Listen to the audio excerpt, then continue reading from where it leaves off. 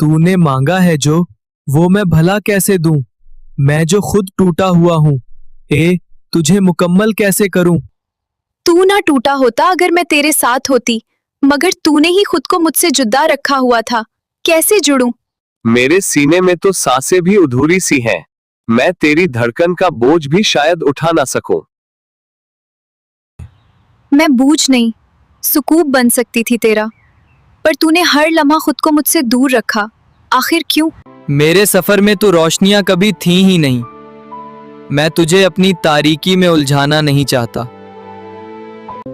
अगर तू मेरा हाथ थाम लेता तो मैं तेरी उसी तारीकी में जगमगाना चाहती थी। तो किरदार की बात करती है, कहानी की भी। मैं तो अब लफ्जों में भी अपना चेहरा पहचान नहीं पाता।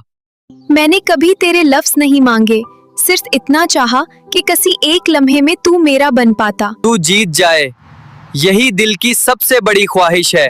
मैं हार कर भी बस तेरी खुशी देखना चाहता हूँ।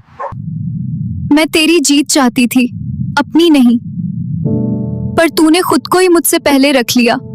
तो इजहार की बात करती है, मगर सुन, मैं वो खामोशी हूं जिसे समझा कभी नहीं जाता। और मैं वो सदा हूं जो तेरे दिल तक पहुंची तो थी, मगर तूने ही सुनने से इनकार कर दिया है।